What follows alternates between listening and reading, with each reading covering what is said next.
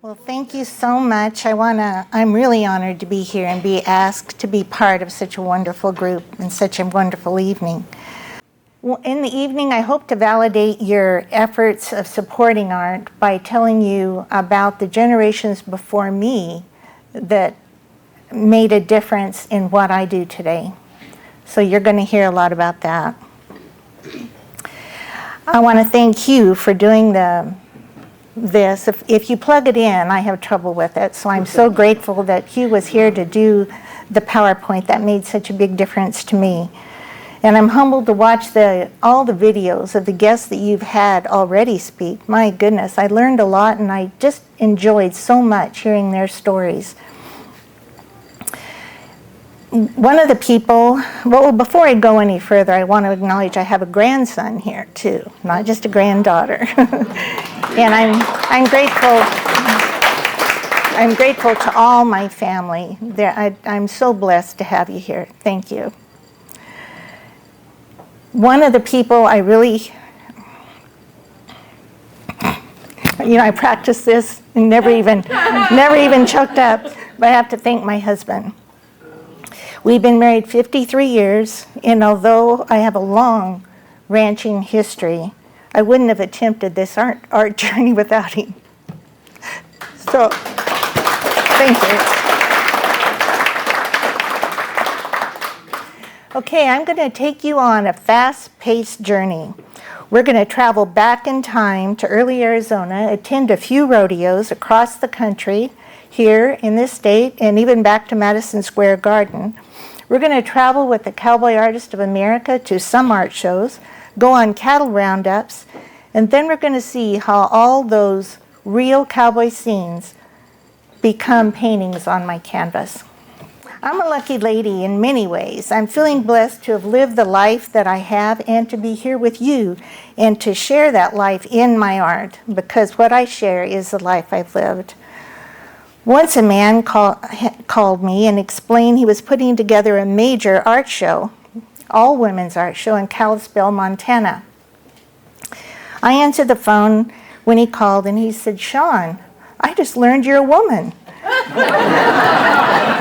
I said, "Yep." He explained he'd been watching my work at Settlers West for some time and he thought it was done by a man. The subject, the name, and the style confused him. I guess I'm a curiosity to a lot of people. Even the horses in the pasture wonder what goes on in my studio. My studio does sit in the middle of the horse pasture right next to the barn, so this is not an unusual situation. I've always loved the arts and have a passion for hearing others' thoughts and views. My journey began in childhood, but when asked when my career began, I say over 30 years ago. Then, with the encouragement of Dean, I took a shoe fly class. Shoe fly did this of Dean at the end of the workshop and handed it to me. It was my first professional art workshop, and I was so nervous, and I'm sure you can't tell I'm nervous now, that my hand was shaking and I couldn't put my pencil to the paper. He came up behind me, took my shoulders, shook me hard, and said, "Loosen up." That class experience ended up being a turning point for me. I learned about the art world, drawing, and I enjoyed being with other artists for the first time.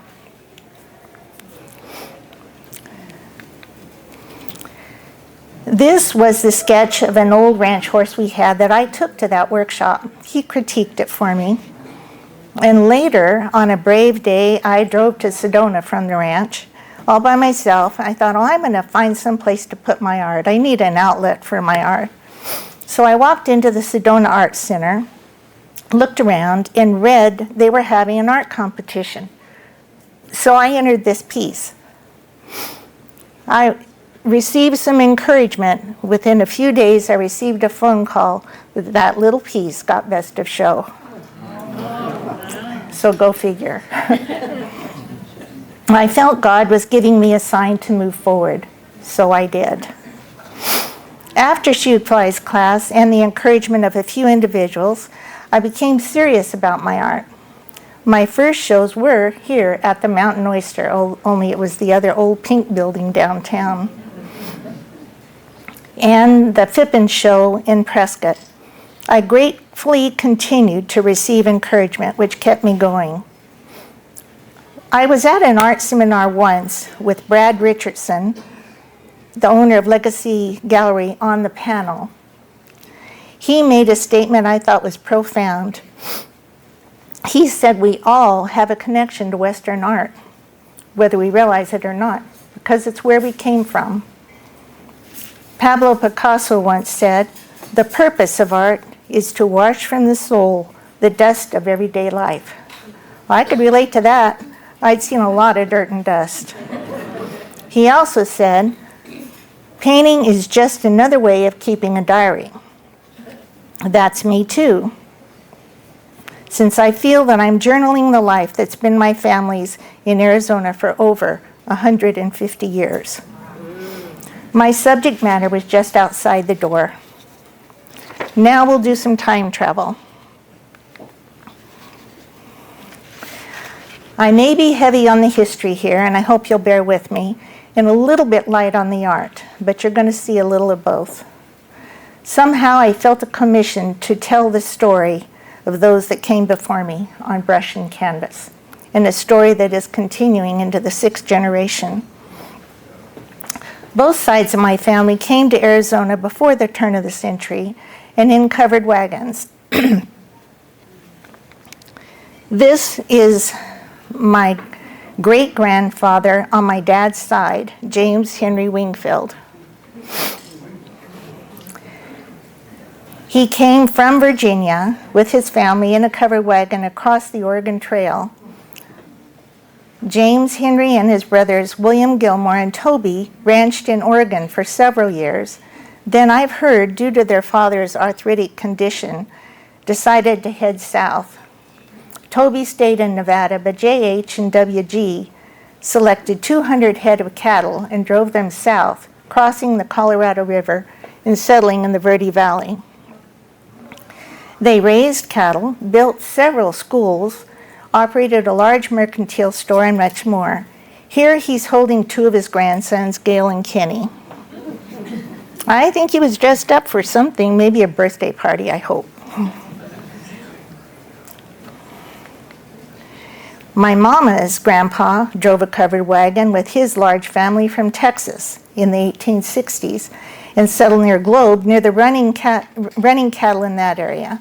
They were rugged people who made a living in an unforgiving and yet uncivilized land.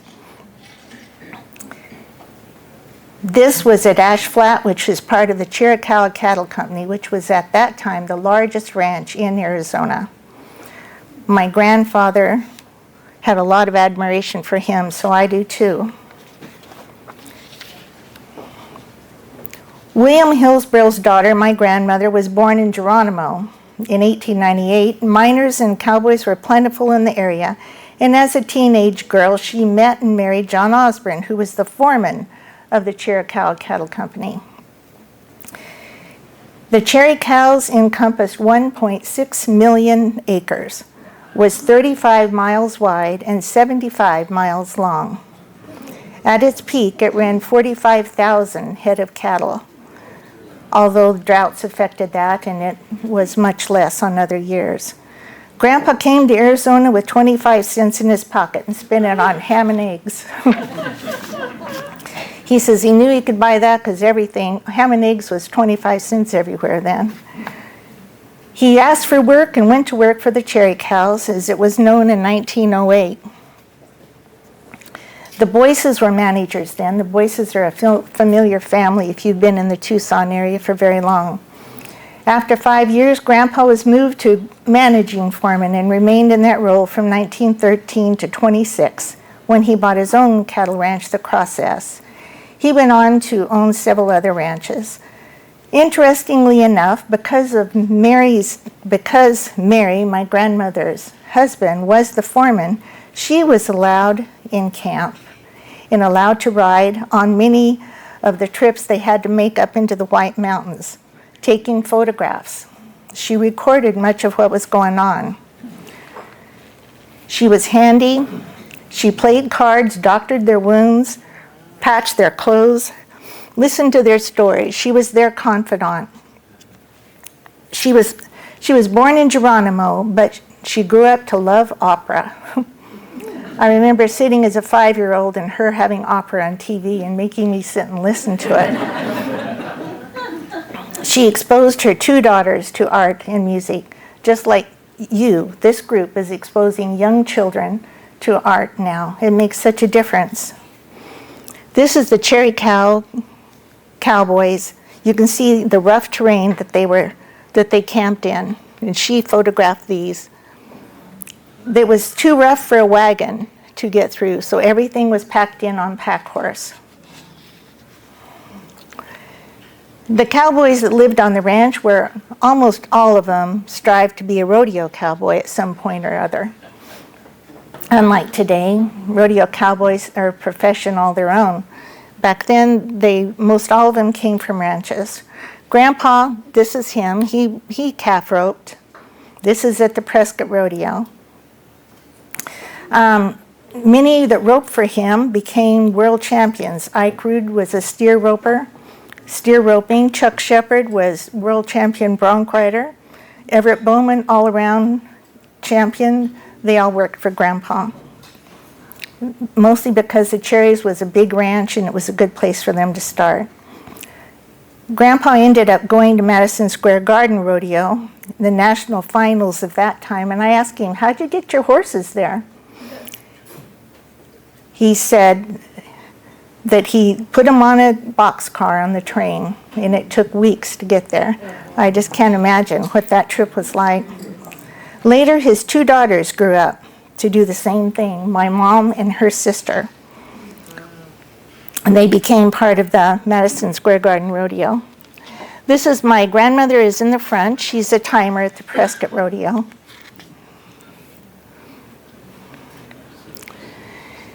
And this is the Madison Square Garden Rodeo. My mom is third from the left, and by her is Roy Rogers.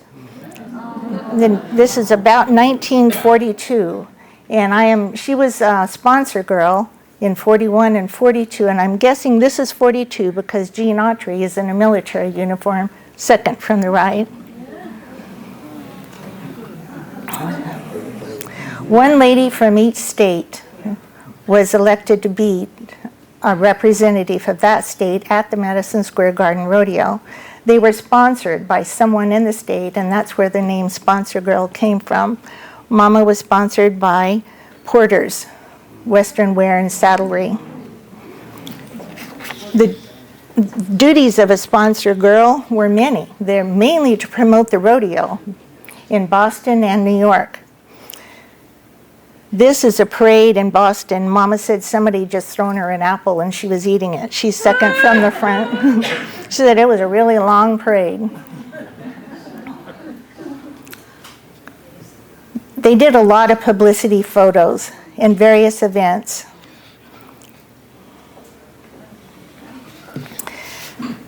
I asked her, one of the things that they also participated in different activities. Mama's was match horse racing. She was a good rider and small.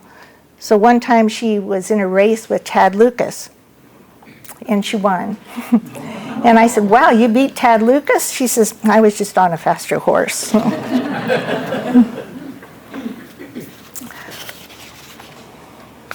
Let's see.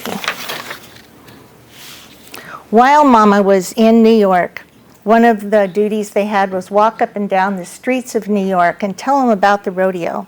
Tell them what's going on and what they can do. During one of those walks, Mama ran into a mounted policeman that she befriended. He had an art display right on the sidewalk, and she became enthralled. She was a 19, 20-year-old, and she decided right then to start her art collection. His name was Olaf Weghorst, and she bought this pen and ink for $20. She bought another one and gave it to her sister. This one is hanging on my wall at home, and I treasure it.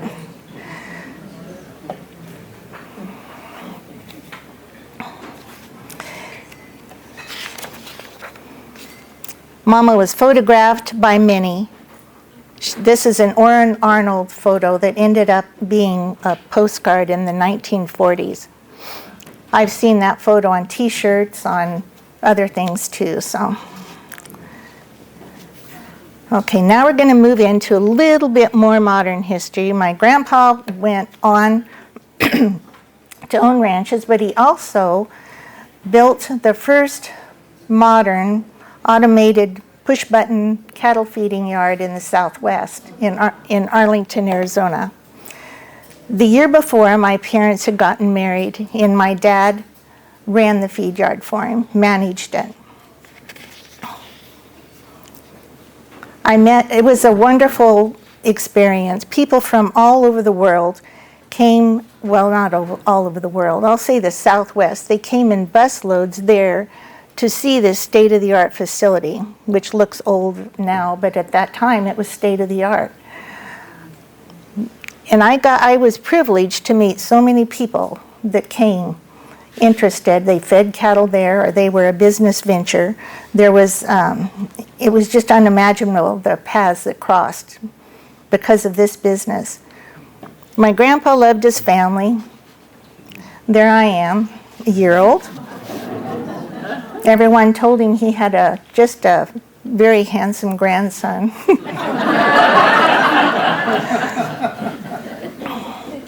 And there's my parents and I. Daddy was handling the feed yard. He was doing a very good job. And this photo was taken in 1955. It was part of the Hills of Poppin' Rodeo Parade. Mama was riding a horse named Playboy for another man. She rode a lot of parade horses for people. He provided the silver-mounted saddle, and that horse was a stallion that he was trying to promote, so he had her ride it in the parade. And I was a TV character, Little Beaver. That horse, my horse was named after Rex Allen's horse, Coco. He came off a band of wild horses in the Gila Bend area. Coco was trained by a cowboy named Clyde England to dance. He could drink pop out of a bottle. He could lay down. He could do other tricks. He was really smart. He taught me how to ride and took care of me for many years.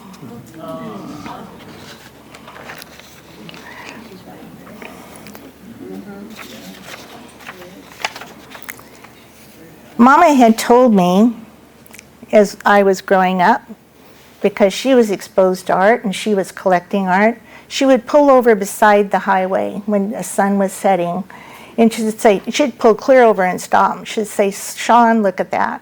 Are you going to paint me a sunset like that someday?" And for some reason, I felt I'd been commissioned. I'm very literal, so I started practicing. I'm here drawing my grandpa at age 9.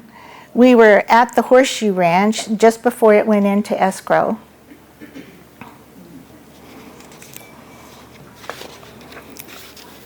My daddy bought that, and within a few years he became very ambitious and bought the AY Ranch near Mayer and the 51 Ranch soon in Bloody Basin. I love those early years of ranching, for the cowboys were old school and had lots of character and skill. And then I was very blessed. In high school, I met Dean. And these were taken years later on 2 different ranches. Dean had grown up farming, but Daddy was a great teacher, and Dean was a quick study. He learned skills from old cowboys working for Daddy and the business side of marketing from my dad, who had a lot of experience. Dean was a natural. I actually took these pictures. I was the only one that ever packed a camera, so I would get off, set the camera on timer over on a rock, jump, and get back in. I had a mule on the other side of the creek, on the one on the right. I had to rock hop to get over there.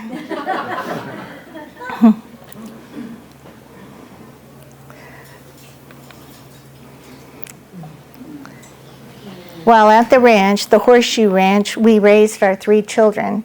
Casey, who is here in the front row, is the one in the back. Our oldest daughter, Deanna's in the middle, and Brooks, who is on the ranch up south of the Grand Canyon, is in the front. Each of them has remained in the cattle business.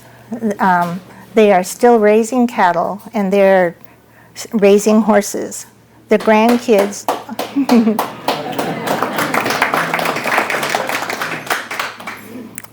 That's just a blessing. It's a struggle, as you all know, so I just feel blessed that that's still happening and the story is still going. Our grandkids are the 6th generation in this state, and I guess they are somewhere in Texas, but many of them have become subjects in my paintings, many of my family.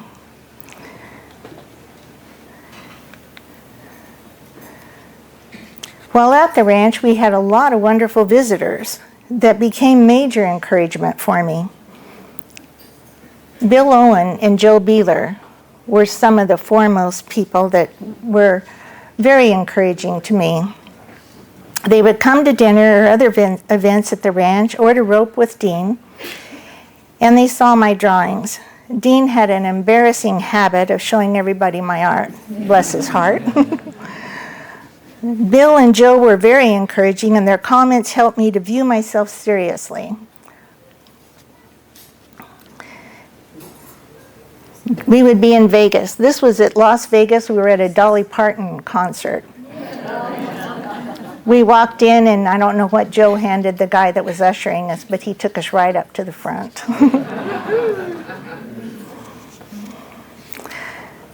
I've taken a lot of workshops from different people. Whoever I thought could teach me something, and I've got a lot to learn still, I would take a workshop.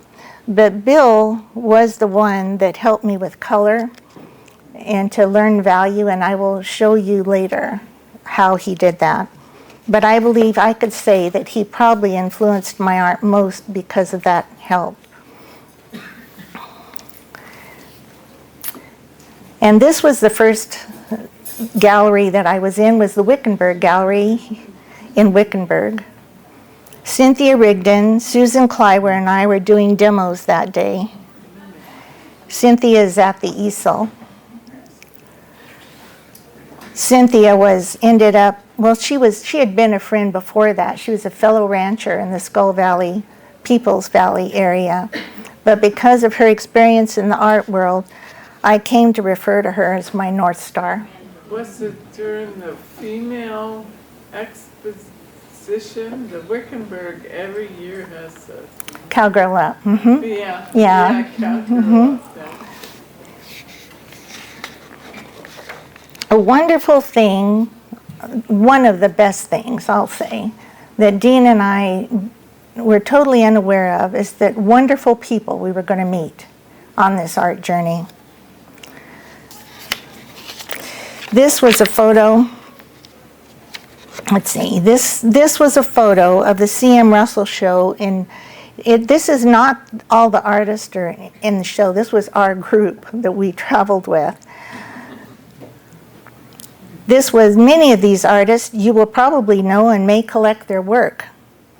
Many are Cowboy Artists of America members that a friend and collector, Mike Ingram, got together with Bill Owen's help. We all met in Great Falls, Montana to participate in the C.M. Russell auction with Martin Greeley and I as featured artists. I was just happy to be part of the package. It was fun. Martin and I are in the front. Ginger Renner, if you look on the far left, is sitting there. She was the foremost authority on C.M. Russell art and was always there to authenticate any Russell that was in the auction. Red Stiegel, the singer from Texas, and his wife are next to them by me. And a lady from the art show, and then you'll probably recognize Harley Brown and his wife on the far right. There's many others there. Clark Kelly Price, John Coleman, Bruce Green, many others are there. But they have really just about all remained good friends, and it was just a wonderful time to get to know them. It was a week full of parties, dinners, you name it. So we got to know each other pretty good. It was a lot of fun. Now we're back at the ranch. Okay. This is my dad and my son, our son, Brooks. I guess I'm showing all this to explain the influence my background has on my work. Here's my dad with our young son at the Valley Ranch, passing his knowledge on. I have a deep respect for the generations before me, what they went through, and what we can learn from them. And this is Brooks later on that same ranch. He is running his herd. He is the 5th generation, 4th on that ranch, 5th generation, with his children being the 6th. Casey and Danny have also run cattle on that ranch and now run cattle in Young, Arizona. And this is Dean. We had also operated the ranch, and then our son Brooks on the right. Another, let's see. That's Dean and Brooks, yes, okay. This is Dean and Cole, our grandson. Another early morning capture that I enjoy, just like the one of Brooks before. It's not just the subject matter. Light makes such a difference. The way light can crawl across the landscape or wrap itself around a figure. And light has color too. So the early light and late light are fascinating to me. Again, light is the key. They were actually out before sunrise. They are gathering Brooks's cattle to be shipped that day. Life, like art and music, has an ongoing rhythm. And this is 3 generations working together there on the ranch. You can see Brooks's family, us, and Casey's family all together. Claire was just a baby in the saddle there. And Cole is right next to him in the big cat. Court, I mean, sorry. Sorry about that. On another ranch, Dean and his father built a wagon. It was such a rugged ranch that we could not use a truck very often. It would have worn a truck out. So we bought a team of Perchins, named them Bert and Ernie. And Dean used them in that wagon to haul salt, fence material, and any, repairing windmills, whatever else he did. That wagon and that team was used for it. This was on the SV Ranch, which was more commonly known as the Bogle Ranch. This team appeared in several of my paintings and my drawings.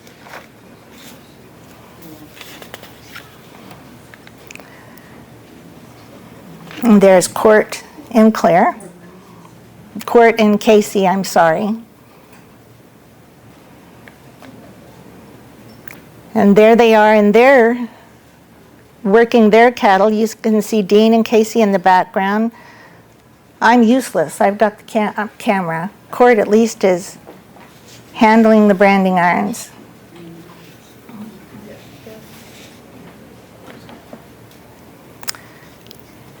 And we're getting ready to work into some images and resources that I've actually put on canvas. I did a lot of those, but I'll show you. Most of my resources were gained horseback. I carry a Canon camera with an 80 to 200 lens, which is very bulky and awkward. I broke several lenses on a saddle horn riding, which gets very expensive. This time, on this particular ride, I had just my cell cameras. Cell cameras had come quite a ways. And I ended up getting quite a few photos that day that I turned into paintings.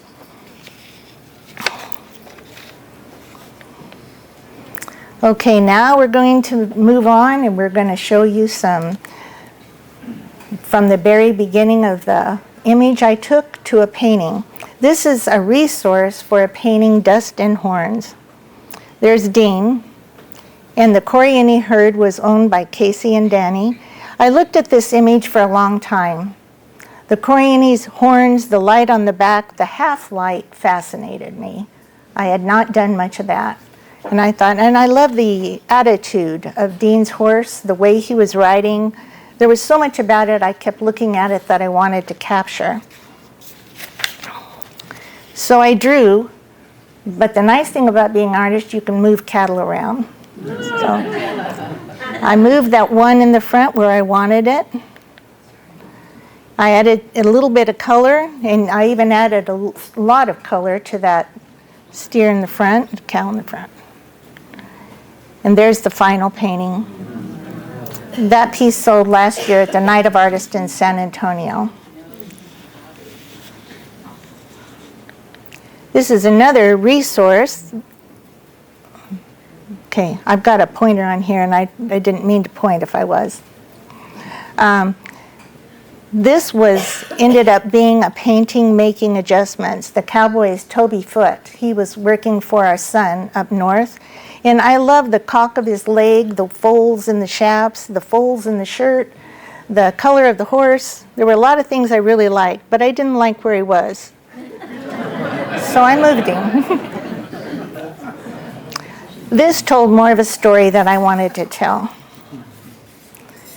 A cowboy often stops to adjust his cinch, even out in open pasture while waiting for a herd or for horses to arrive.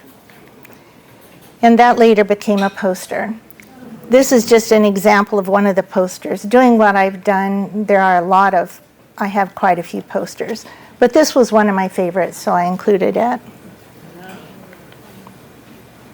This image is Ritual of Spring, was the name of the painting. And again, this is Toby Foote and that beautiful sorrel horse that I loved. And I love the way Toby sits a horse, not just the way he cocks his shafts when he stands. I loved a lot about that. I love the atmosphere that the dust created. I do a lot of dust because I've seen a lot of dust. But there's something magic about it. That was the final painting. And I felt, I felt that it was fairly successful. Using values and less intense color helped me to move the subject forward and the cattle back. And that's an ongoing challenge that I have today. Okay, there's another one here. This one has water. I don't paint a lot of water because I haven't seen a lot of water in Arizona. But this one was after a summer of rain. I love the mood that water can create, and I had decided that I wanted it in the painting, but there were a lot of cowboys here, a lot that I really didn't think were needed. These were mostly Babbitt Ranch cowboys, I'm fortunate I can use them as subjects in my artwork too. I don't just have family. But deciding what to eliminate and what to leave in was a challenge. So here's the drawing. I got rid of some of the cowboys.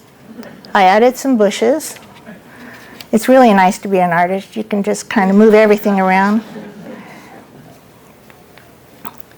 And as I moved toward it, I really enjoyed the water, the challenge of the water. It was just fun to create.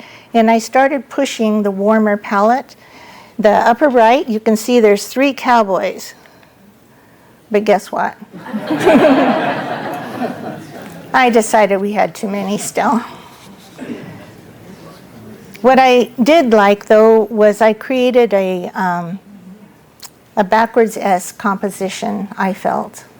And that pleased me, along with the warm colors in the evening at the end of day. So you've seen a midday, you've seen a late day, and pretty quick I'm going to show you a nocturne. But right here, this is some Western Horseman covers that I've had. I've had several magazine covers, but these were special.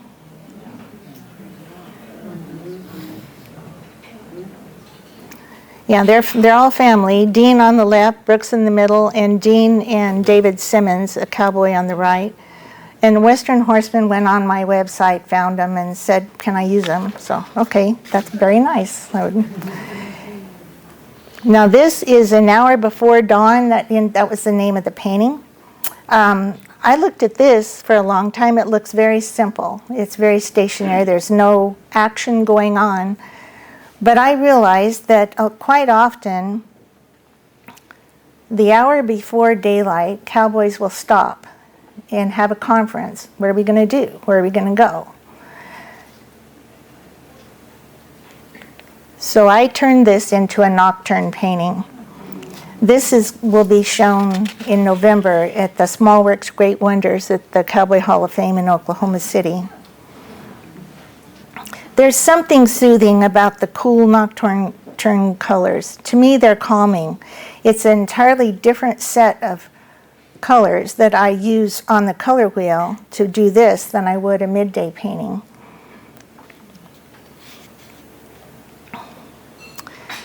So, and not everything is on our ranch. Most of the material is from our family's ranch, but occasionally I go to others. This is Boots O'Neill at the 4-6s Ranch in Texas. I was fortunate to be invited with two friends, Mary Ross Buckles and Jan Mapes, to this ranch to photograph the cowboys and tour the ranch. Boots is a friend of ours and is in the Texas Working Cowboy Hall of Fame. He's 88 years old here. And he just turned 91 last week, and he's still riding. That is the resource.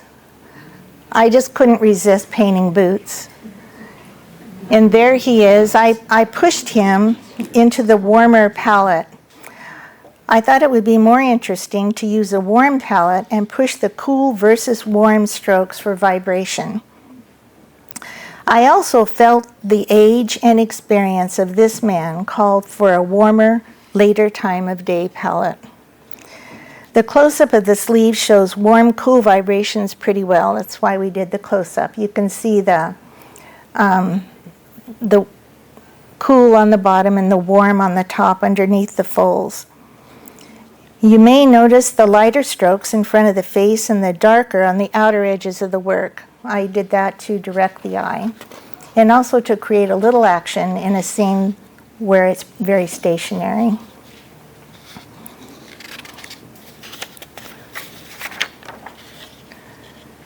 And this is, I don't paint women very often. I have painted Casey and our other daughter, and I don't paint children very often, but I couldn't resist this. It was a little challenge for me since I haven't painted a lot of children. It helped that I knew her and I could see her up close. This was the final painting, and it received the governor's award that year at Cowgirl Up. Actually, I received it the year before too. I think the governor must have liked the thank you note I wrote him and decided to give me another one. And there's Claire standing beside her painting. And there she is. She's moving on. And she still has that same look of concentration. That's amazing to me.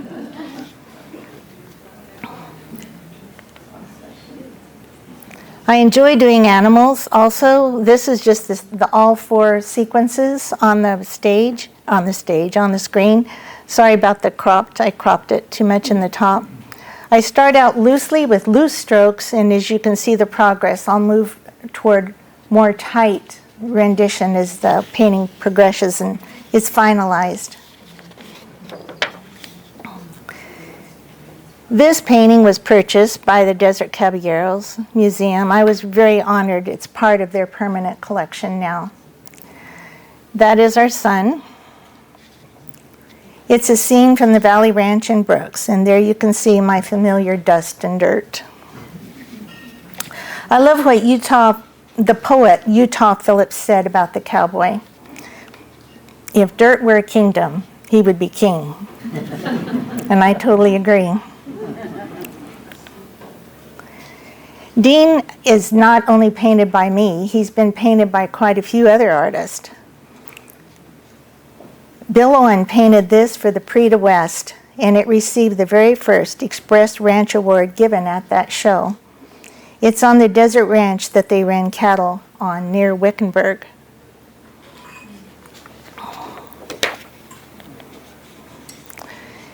And here is the interior of my studio, a few shots. You can see in the scene on the far left, my parents' hats and Dean's hats. Dean's hat is up high. In the middle, I have 4 generations of Shaps. And Danny contributed a pair of Shaps, so they're in there. And on the far right is an example on a canvas of my palette. Let's see, it's a little complicated. I'm going to read what I wrote. These colors were derived from 2 different tetrads, or 4 colors on the color wheel. Bill explained to me how these colors, when used, will pull a painting together, creating harmony. I have another set of colors for a nocturne. Each of those dabs of paint is mixed by me from that tetrad, and then I put them into values, 9 values on a canvas. I'm not sure what, but values were always hard for me to do, so this has helped me a lot. There are many factors like stroke work and edges on a painting, but I believe that it's values and composition that draw you into a painting, and I can control those values much better with this palette. And my mahl stick is very special to me. It's over 100 years old.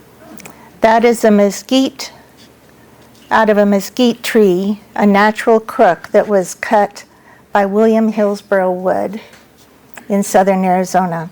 My grandpa watched him cut it out. He used it, and when Grandpa was on the ranch, he would come to visit me using that cane.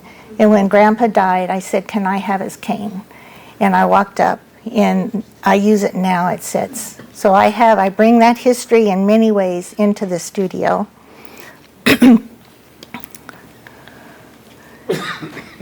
And there's my studio. The sun is setting, but the lights are still burning, and the story is still being told.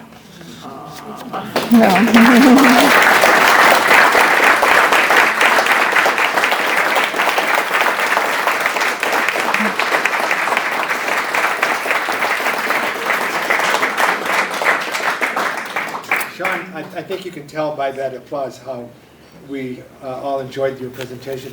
You know, for me, it was like watching an episode of Yellowstone, but it was real. Everything's authentic. Right.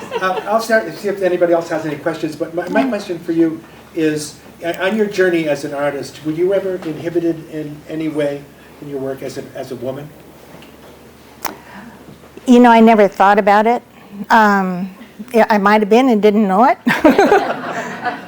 Because I grew up on a ranch with men and have always had men around me, it took me other women telling me, do you know you're a woman and you should feel all these things? And I said, no, I really didn't know that.